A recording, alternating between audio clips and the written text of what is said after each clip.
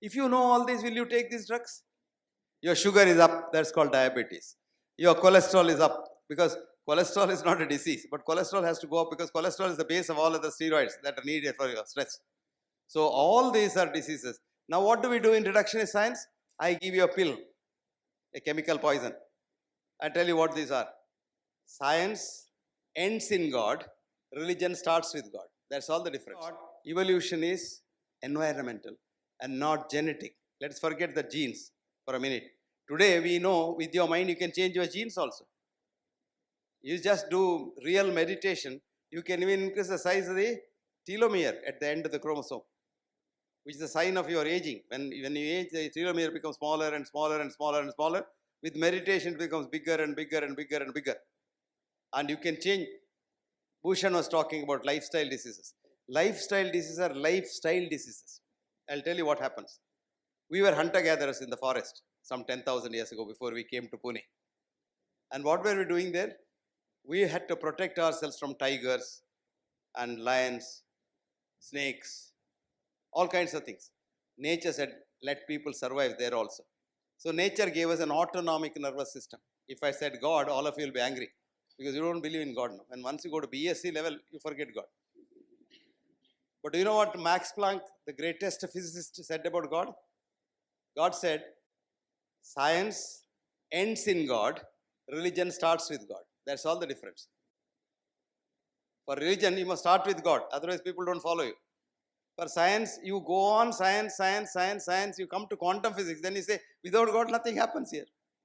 It doesn't run like a clock, what Newton and Einstein said. There's a different world altogether.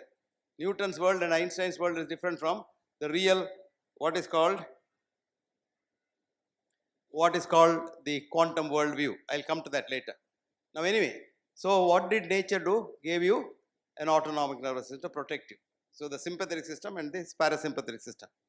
Now when you saw a tiger and you want to run away from the tiger to survive, so to run you require glucose, to run you require your blood pressure to go up, to run you require your heart rate to go up, to run you require energy. All this comes from the stimulation of the sympathetic system. You get adrenaline coming. When the adrenaline comes to the liver, nature has kept gunny bags of sugar in the liver called glycogen. So it stimulates the liver and neoglucogenesis, new sugar comes out. So you see the tiger there, your sugar goes up. Then you see the tiger you want to run, your blood pressure goes up because the adrenaline. Your heart rate goes up, chronotrophicity, everything goes up. And then you run for your life. And if you survive, all these things have come down. Now we have transplanted ourselves into society in the last 10,000 years, but our physiology is the same. We have same tigers now in the form of human beings. It may be your boss who is a tiger, it may be your wife who is a tiger, it may be your husband who is a tiger, it may be your junior colleague who is a tiger, it may be the peon in the principal's office who is a tiger. Now when you see that tiger, the same reaction occurs inside, but you can't run away from the tiger. Supposing your wife is a tiger, how can you run away from the wife? So your blood pressure goes up and you stand there and watch there and your blood pressure goes up and up and up. After some time it is up. That is what is called high blood pressure. Your sugar is up, that's called diabetes. Your cholesterol is up because cholesterol is not a disease, but cholesterol has to go up because cholesterol is the base of all other steroids that are needed for your stress. So all these are diseases. Now what do we do in reductionist science? I give you a pill, a chemical poison. I tell you what these are. And then what happens? You are happy. I have taken the pill. I have taken it from Dr. Bhushan, who is a very good doctor. Your blood pressure comes down. Why does the blood pressure come down? One scientist tried to find out. What did he do? He had a chip made. It's called the MIT chip, mitochondrial chip. And this chip can track the drug. If you tag it on, wherever the drug goes, it tags it. So he gives the drug, tags it onto the chip, and then follows it. And he found that every reductionist chemical drug that he used was accepted first, goes into the stomach. The body's wisdom says, oh, this I have not seen it. My forefathers have not seen it. My generation has not seen it. It must be a poison. So it must be eliminated, goes to the river. So every drug that you take from A to Z first goes to the liver and the liver tries to destroy it. That is why after every drug, 24 hours to 48 hours later, you do your liver function test, it's altered. Then sometimes the liver cannot destroy the whole thing. some of it comes out, which is called first pass effect. This first pass effect was known to us even when I was a pharmacology student, but our professors didn't know what is first pass effect. Now we know what it is. Now then what we do, that is not enough. So we now know pharmacokinetics, pharmacodynamics. So we give more dose, more drug, and all these do what is called adverse drug reactions, ADR. So mind you, every drug has an adverse drug reaction. Every drug may not be useful to you, but every drug has an adverse drug reaction. That's why I coined this phrase, while there is no pill for every ill, there is an ill following every pill. It's absolutely true.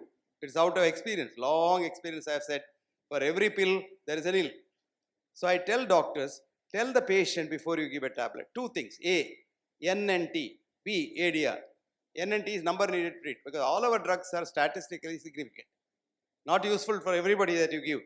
Supposing I give you a drug like statin, let us say. The N and T is 300, which means 1 in 300 people whom I prescribe statin will get benefit. So some of us, are fanatics. They say, okay, 1 in 300 chance I'll get benefit out of statin, I'll take it.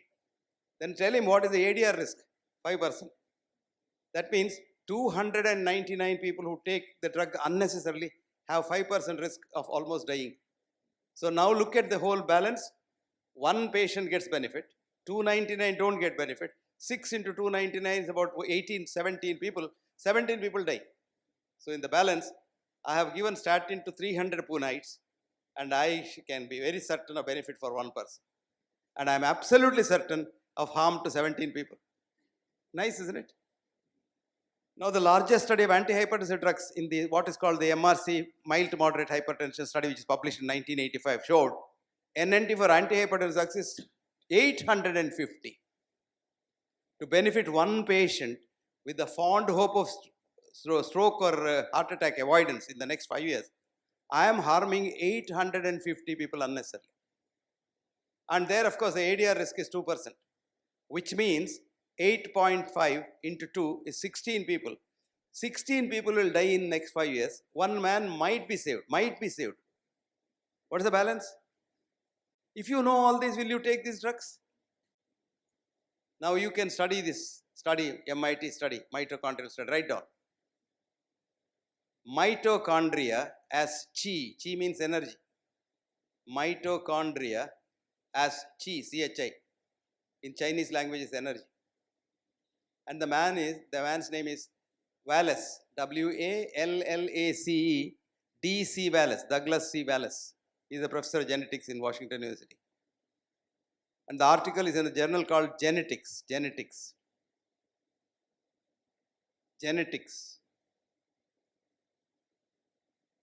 Okay?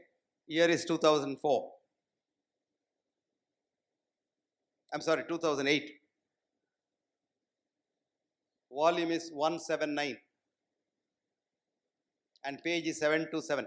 Please read this. All these articles are free in the internet. Read that. And go and read it. It's a 10-page article. It will take at least 2 days to understand it, because very complicated genetics in it.